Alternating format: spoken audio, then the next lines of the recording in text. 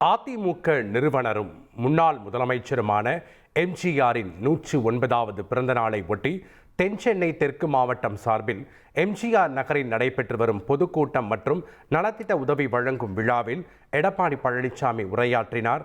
அந்த காட்சிகளை பார்க்கலாம். ஆட்சிக்கு வந்து 5 ஆண்டு காலம் நிறைவு பெற இருக்கின்றது. அடுத்த மாதம் தேர்தல் அறிவித்து விடுவார்கள். ஏப்ரல் முதல் வாரத்திலே தேர்தல் நடக்கும் என்று நம்புகிறேன். நம்ம இருப்பது 2 மாத காலம், 2 அமாவாசை தான் இருக்குது.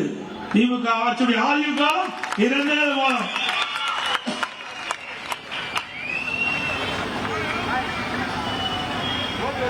இந்த 2 மாத காலத்திலே திராவிட முன்னேற்ற கழக ஆட்சி, இன்னைக்கு கிராமத்தில் சொல்லுவாங்க எரியிற வீட்டில் புடுங்கிறது மிச்சம். அதே போல திராவிட முன்னேற்ற கழகத்தில் எந்தெந்த துறையில எவ்வளவு கொள்ளையடிக்கணுமோ அந்த அளவுக்கு கொள்ளை கும்பல் இன்றைக்கு கொள்ளையடித்துக் கொண்டிருக்கிறது. இன்றைய தினம் அடுத்த மாதம் தேர்தல் அறிவிக்கிறாங்க. இப்போ புதிய புதிய திட்டத்தை அறிவிக்கிறார். அதுக்கு அடிக்கல் நாட்டுறாங்க. எப்படி மக்களை ஏமாற்றாங்க. திமுக விஞ்ஞான மூளை படைத்தவர்கள். அப்படிப்பட்ட கட்சி இன்றைய முதலமைச்சர் ஸ்டாலின் அவர்கள் இருப்பது 1 மாதம், இருப்பதே ஒரே மாதம். அந்த மாதம் அடுத்த மாதம் இறுதியில் தேர்தல் அறிவிச்சுவாங்க. கோட் ஆஃப் கான்டக்ட் வந்துடும். அதுக்குள்ள என்ன திட்டத்தை நிறைவேற்ற முடியும்? எப்படி மக்களை ஏமாற்றுறாங்க பாருங்க. தினந்தோறும் புதிய திட்டத்தை அறிவிக்கிறது, அடிக்கல் நாட்டுறது, விளம்பரப்படுத்துது. அத்தனை வெற்றி விளம்பரம். மக்களை ஏமாற்றுவதிலே நம்பர் 1 முதலமைச்சர் இன்றைய முதலமைச்சர் ஸ்டாலின் அவர்கள். உங்களுக்கு தெரியும் எத்தனை பேர் வச்சாரு? 1 பேரா 2 பேரா? ஏதாவது எந்த பேராவது மக்கள்கிட்ட ஞாபகம் இருக்குதா? ஒரு பெயர் வைப்பாரு, ஒரு திட்டத்தை அறிவிப்பாரு, ஒரு பெயர் வைப்பாரு, போட்டோ ஷூட் போடுவாங்க, நம்ம பத்திரிகையாளர் அழகா பிடிச்சு வெளியிடுவாங்க. அதோட முடிஞ்சு போச்சு. பெயர் வைப்பதிலே நோபல் பரிசு கொடுத்தா பொருத்தமா இருக்கும் திரு ஸ்டாலின் அவர்கள். அதே மாதிரி ஒரு திட்டத்தை அறிவிப்பாரு, ஒரு குழு போடுவாரு, அதுக்கு தலைவர் போடுவாரு, அதோட அந்த திட்டம் 3 விழா. எத்தனை திட்டம், எத்தனை குழு அமைச்சீங்க? 52 குழு அமைச்சிருக்கிறீங்க. அதனுடைய நிலைப்பாடு என்ன? நாங்க வெள்ளை அறிக்கை கேட்டோம். ஸ்டாலின் அவர்களே திட்டத்தை அறிவிக்கிறீங்க, குழு போடுறீங்க, தலைவர் போடுறீங்க, அதனுடைய விளக்கத்தை கொடுங்க. வெள்ளை அறிக்கை மக்கள் கேட்கிறாங்க. அந்த திட்டத்தினால என்ன பயன்? அத்தனையும் வெற்றி விளம்பரம். அதோட அந்த திட்டம் முடக்கப்பட்டுள்ளது. இப்படி மக்களை தினந்தோறும் ஏமாற்றி தொலைக்காட்சியிலும் பத்திரிகையிலும் வருகின்ற செய்திதான் நாம் பார்த்துக் கொண்டிருக்கிறோம். இந்த ஆட்சியில மக்களுக்கு எந்த பலனும் கிடைத்ததாக தெரியவில்லை. இன்னொரு பெரிய திட்டத்தை கூட நிறைவேற்றிருக்கிறார். அதிமுக சென்னை மாநகரத்தில் போக்குவரத்து நெரிசல் அதிகமாக இருக்கின்ற காரணத்தினாலே அம்மா இருக்கின்ற போது மெட்ரோ ரயில் திட்டத்தை கொண்டாந்தாங்க. இன்றைய தினம் அந்த வழியில வந்த அம்மாவுடைய அரசு 63,000 கோடி, 63,000 கோடி இதுவரை இந்தியாவில் 63,000 கோடி ஒரு திட்டத்திற்கு நிதி ஒதுக்கீடு செய்ததே கிடையாது. அந்த வரலாற்றை நாம தான் படைச்சோம். மத்திய அமைச்சரை நேரடியாக அழைத்து அடிக்கல் நாட்டி 2ஆம் கட்டம் சுமார் 118 கோடியில 63,000 கோடியில அந்த திட்டம் இன்றைக்கு நடைபெற்றுக் கொண்டிருக்கிறது. இப்படி நெஞ்ச நிமிர்த்தி பெரிய திட்டத்தை சொல்றோம். எந்தெந்த திட்டத்தின் மூலமாக மக்களுக்கு நன்மை கிடைக்கும் சொல்றோம். அப்படி ஒரு திட்டத்தையாவது இன்றைக்கு ஆட்சி பொறுப்பேற்று திராவிட முன்னேற்ற கழகம் நிறைவேற்றிருக்குதா? அத்தனை வாய்ச்சவர். எப்பொழுது பார்த்தாலும் ஒண்ணு சொல்லுவார், எடப்பாடி பழனிசாமி பிஜேபிக்கு அடிமை. எத்தனை முறைதான் சொல்றது? கேட்டு கேட்டு மக்களுக்கு குளிச்சே போச்சு. வேற என்னத்தை வேற கீழே இருந்து இருக்காத மாதிரி இருந்தா சொல்லிட்டு இருக்கிறார். எடப்பாடி பழனிசாமி பிஜேபிக்கு அடிமை, அதிமுக பிஜேபி அடிமை, அதிமுக அலுவலகம் டெல்லியில் இருக்குது. இதைத்தான் நீ பேசிட்டு இருக்கிற. ஆனா நடைமுறையில இருப்பது திமுக அலுவலகம் தான் டெல்லியில இருக்குது. நேற்று தினம் கனிமொழி பத்திரிகையில பார்த்திருப்பீங்க, ஊடகத்தில் பார்த்திருப்பீங்க. காங்கிரஸ் திமுக கூட்டணியில குழப்பம் வந்தாச்சு, விரிசல் வந்தாச்சு. காங்கிரஸ் கட்சிக்காரன் ஆட்சியில வந்து வேணும், கூடுதல் சீட்டு வேணும் கேட்கிறாங்க. திமுக காரன் கொடுக்க முடியாது அப்படின்னு மறுக்கிறார். 2 பேரும் வார்த்தை போர் யுத்தம் நடைபெற்று விட்டது. உடனடியாக டெல்லிக்கு செல்கிறார் திருமதி கனிமொழி அவர்கள். மரியாதைக்குரிய ராகுல் காந்தியை சந்திக்கிறார். மரியாதைக்குரிய திருமதி சோனியா அம்மையாரை சந்திக்கிறார். பேச்சுவார்த்தை நடத்துகிறார்கள். எங்கே அலுவலகம் இருக்குது திமுகவுக்கு? டெல்லியில இருக்குது. அண்ணா திமுக அப்படி அல்ல.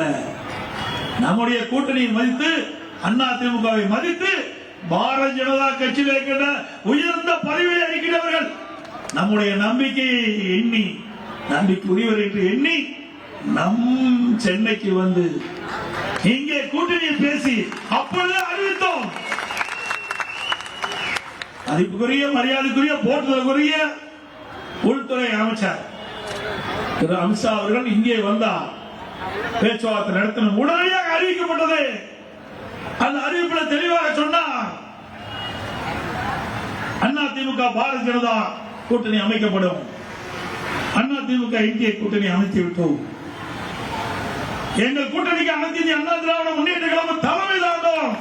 அண்ணா திமுக ஆட்சி அமைக்கும். எங்களுடைய கூட்டணி கட்சி வேட்பாளர் இபிஎஸ் என்று அப்பொழுதே தெளிவுபடுத்தினோம். இது கூட்டணியுடைய வரலாறு. ஆனா உங்களுடைய கட்சியில் என்ன கூட்டணி இருக்குதா இல்லையானே தெரியல. அந்த அளவுக்கு இன்னைக்கு வார்த்தை போர் முற்றி விட்டது. இன்னைக்கு உதயநிதி ஸ்டாலினும் திரு ஸ்டாலின் அவர்களும் சொன்னார்கள், காங்கிரஸ் கை கொடுக்கும் சொன்னாங்க. காங்கிரஸ் கையை விட்டு நழுவுற மாதிரி இருக்குது. நிலம் அதுதான். கிட்டத்தட்ட 2 மாதத்துக்கு முன்பு நம்மை பற்றி எப்படியெல்லாம் விமர்சனம் செய்தார்கள். எடப்பாடி பழனிசாமி கூட்டணிக்கு கூவி கூவி அழைக்கிறார் என்று சொன்னார், கிண்டலா பேசினார். ஸ்டாலின் அவர்களே, நான் ஏற்கனவே சொன்னேன், தேர்தலுக்கு 1 மாதத்துக்கு முன்புதான் நாங்கள் கூட்டணி பேச்சுவார்த்தையை நாங்கள் துவங்குவோம் சொல்லுவோம். 2019 அப்படித்தான் தொடங்கணும், 2021 அப்படித்தான் தொடங்கணும், 2024 அப்படித்தான் கூட்டணி பேச்சுவார்த்தை தொடக்கிறோம். அதன் பொருட்டு வருகிற 2026 சட்டமன்ற பொதுத் தேர்தலும் அந்த முறையைத்தான் பின்பற்றுவோம் சொன்னோம். அதன்படி அடுத்த மாதம் தேர்தல் அறிவிக்க இருக்கிறாங்க. நாம் கூட்டணி பேச்சுவார்த்தை முடிச்சாச்சு. திமுகவில் இழுபறியா இருந்து கொண்டிருக்கின்றது, இன்னும் முடிவாகவில்லை. காங்கிரஸ் கட்சி திமுகவை ஏற்காத ஒரு நிலை இருப்பதாக பத்திரிகையில் ஊடகத்திலும் அன்றாட செய்து வந்து கொண்டிருக்கிறது. ஆக இன்றைய தினம் திமுக தான் தடுமாற்றம். அண்ணா திமுக பலம் வாய்ந்த கூட்டணி அமைக்கப்பட்டு விட்டது. நம்முடைய கூட்டணியிலே அனைத்து இந்திய அண்ணா திராவிட முன்னேற்ற கழகம் கூட்டணிக்கு தலைமை தாங்கிறது பாரதிய ஜனதா கட்சி இருக்குது, பாட்டாளி மக்கள் கட்சி இருக்குது, அம்மான் மக்கள் முன்னேற்ற கழகம் இருக்குது, ஐஜேகே இருக்குது, தமிழ் மாநில காங்கிரஸ் இருக்குது, ஏசி சண்முகம் கட்சி இருக்குது, இன்னும் பல கட்சிகள் நம்மோடு இருக்கின்றன. இன்றைக்கு ஜெகன்மூர்த்தி அவர்கள் நம்மளோட தான் இருக்கார். இன்னும் பல கட்சிகள் நமக்கு ஆதரவு கொடுக்கிறது. இன்னும் சில கட்சிகள் வர இருக்கின்றன.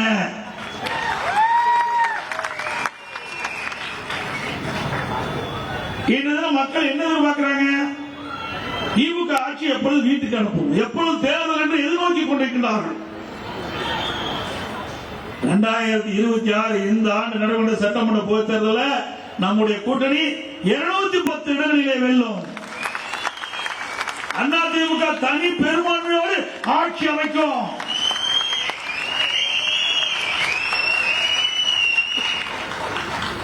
இன்னைக்கு 5 ஆண்டு அண்ணா திமுக 10 ஆண்டு 2029 2011 21 வரை சிறப்பான ஆட்சி கொடுத்தது. அண்ணா திமுக ஆட்சி ஒரு பொற்கால ஆட்சி என்று மக்கள் பேசுகின்ற அளவிற்கு பாராட்டுகளை பெற்றோம். புரட்சித் தலைவி அம்மா இருக்கின்ற பொழுது ஏராளமான திட்டங்களை கொடுத்தார்கள். தேர்தல் நேரத்தில் கொடுக்கப்பட்ட வாக்குறுதியை நிறைவேற்றி கொடுத்தோம். மக்களிடத்தில் நன்மதிப்பை பெற்றோம். அம்மா மறைவுக்கு பிறகு அம்மாவுடைய அரசு பொறுப்பேற்றது. அப்பொழுது எப்படியெல்லாம் விமர்சனம் செய்தார்கள். எடப்பாடி பழனிசாமி தமிழகத்துடைய முதலமைச்சராக பொறுப்பேற்கின்றார். இந்த ஆட்சி 10 நாளைக்கு நிக்குமா, 1 மாசம் நிக்குமா, 3 மாசம் நிக்குமா, 6 மாசமா நிக்கிறாங்க. 4 வருடம் 2 மாதங்கள் சிறப்பான ஆட்சி நாங்கள் கொடுத்தோம். எங்களுடைய ஆட்சி காலத்தில் ஏற்பட்ட இயற்கை பேரிடர்கள், ஆட்சி பொறுப்பேற்றவுடன் கடுமையான வறட்சி, சென்னை மாநகர மக்களுக்கு குடிப்பதற்கு கூட தண்ணீர் இல்லாத ஒரு சூழ்நிலை. எங்களுடைய நிர்வாக திறமையின் காரணமாக தங்குதடை இல்லாம நம்முடைய சென்னை மாநகர மக்களுக்கு குடிநீர் வழங்கிய அரசாங்கம் அதிமுக அரசாங்கம். அதே போல டெல்டா மாவட்டத்தில் கஜா புயல் பல மாவட்டங்கள் அடியோடு சீரழிந்து விட்டன. வேளாண் பெருமக்கள் பாதிக்கப்பட்டார்கள், பொதுமக்கள் பாதிக்கப்பட்டார்கள். புயல் வேகத்தில் செயல்பட்டு புயலுடைய அடிச்சூடு இல்லாம நாங்க நிவாரண பணியை மேற்கொண்டு இயல்பு நிலைக்கு கொண்டு வந்த அரசாங்கம் அதிமுக அரசாங்கம். பிறகு கொரோனா எப்படி இருந்து உங்களுக்கு தெரியும். இவ்வளவு பேர் இங்கே அமர்ந்திருந்தோம். கிட்டத்தட்ட ஒரு வருடம் யாரையும் பார்க்க முடியாத சூழ்நிலை. ஒரு சோதனையான நேரம். காற்றில் எளிதாக பரவக்கூடிய வைரஸ் கிருமிகள், அந்த கிருமிகளால் கொரோனா தொற்று ஏற்பட்டால் உயிருக்கே ஆபத்து ஏற்படும். அப்படிப்பட்ட சூழ்நிலை. அந்த காலகட்டத்தில் கூட அதிமுக ஆட்சியிலே சிறந்த நிர்வாக திறமையின் காரணமாக விலைமதிக்க முடியாத உயிரை காப்பாற்றிய அரசாங்கம் அதிமுக அரசாங்கம். இந்த கொரோனா வைரஸ் நோய் பரவல் எப்படி இருக்குதுன்னு தெரியல. அந்த நோய்வாய்ப்பட்டால் அதற்கு என்ன அறிகுறின்னு தெரியல, அதற்கு என்ன சிகிச்சை அளிக்குதுன்னு தெரியல, அதற்கு என்ன மருந்தும் கிடையாது.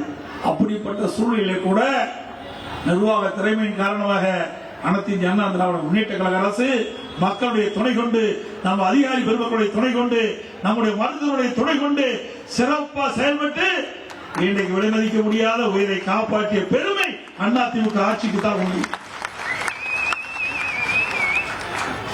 அந்த காலகட்டத்தில் கூட 32 மாவட்டத்துக்கு நான் நேரடியாக சென்றேன். ஒரு 14 மாவட்டங்கள் முடிந்து விட்டது. 15வது மாவட்டத்துக்கு செல்கின்ற பொழுது திருச்சியிலே சென்றேன். அப்பொழுது ஒருவர் பேசிக் கொண்டிருந்தார். விவசாயி, பாமக கட்சி சேர்ந்தவர், பிரம்மாண்டமான உடல் கட்டுடையவர், 58 வயது என்று சொன்னார்கள். அவர்கள் மனு கொடுத்தார், அவர்களுடைய கோரிக்கையை வைத்தார். பிறகு நான் வீட்டுக்கு வந்த பிறகு அவருடைய கோரிக்கையை படித்து பார்த்து அவரிடத்தில் தொடர்பு கொள்ளலாம் என்று பேசினேன். அவர் கொரோனாவால் மறைந்து விட்டார் என்ற செய்தியை கேட்டேன். கொரோனா வைரஸ் தாக்கி அவர் மரணம் அடைந்து. அப்பொழுதுதான் எனக்கே பயம் வந்தது. அது வரைக்கும் நான் மாஸ்கே போடல, துணிச்சலோடு போனேன். பிறகு இந்த வைரஸ் எப்படி கொடுமையான வைரஸ் என்று நான் நேரடியாக பார்த்து விட்டேன். அதனால் அப்படிப்பட்ட சூழ்நிலையில் மக்களை பாதுகாத்த அரசாங்கம் அதிமுக அரசாங்கம். இன்றைய பாரத பிரதமர் நரேந்திர மோடி, மதிப்புக்குரிய மாண்புமிகு நரேந்திர மோடி அவர்கள் அந்த கொரோனா வைரஸ் பரவலை கட்டுப்படுத்த என்னென்ன நடவடிக்கை எடுக்கப்பட்டது என்று காணொலி காட்சி மூலமாக எல்லா முதலமைச்சர் தொடர்பு கொண்டு பேசுகின்ற பொழுது, தமிழ்நாடு முதலமைச்சர் முறையிலே காணொலி காட்சி மூலமாக தொடர்பு கொண்டு பேசுகின்ற பொழுது அவர் குறிப்பிட்டார், கொரோனா வைரஸ் பரவலை தடுப்பதிலே இந்தியாவிலே முதல் மாநிலம் தமிழ்நாடு. மற்ற மாநிலங்கள் தமிழ்நாட்டை பின்பற்றுங்கள். அந்த அளவுக்கு நிர்வாக திறமை பெற்ற அரசாங்கம் திரு ஸ்டாலின் அவர்களே, உங்களை போல் திறமையற்ற அரசாங்கம் அல்ல, திறமையான அரசாங்கத்தை நாங்கள் நாட்டு மக்களுக்கு கொடுத்தோம். அது மட்டுமல்ல, இன்றைக்கு அந்த காலகட்டத்தில் நம்முடைய பள்ளிகள் மூடப்பட்டது, கல்லூரிகள் மூடப்பட்டது. மாணவர்களுக்கு மன உளைச்சல், ஓராண்டு வீணாகிவிட்டதே என்று என்னிடத்திலே கோரிக்கை வைத்தார்கள். இந்த ஓராண்டு வீணாகிவிட்டதே, என்னுடைய மன உளைச்சலே இருக்கின்ற எனக்கு தகவல் கிடைத்தவுடனே பள்ளியிலே படிக்கின்ற மாணவருக்கு ஆல் பாஸ், கல்லூரியில் படிக்கின்ற மாணவர்களுக்கு ஆன்லைன்ல எக்ஸாம் எழுதி அவர்களும் பாஸ், ஆன்லைன்ல வகுப்பு. ஆக எல்லா தரப்பு மக்களையும் பார்த்து அவர்களுக்கு என்னென்ன கஷ்டம் என்பதை அறிந்து அதற்கு ஏற்றவாறு ஆட்சி செய்த அரசாங்கம் அதிமுக அரசாங்கம். இன்றைக்கு என்ன நிலைமை?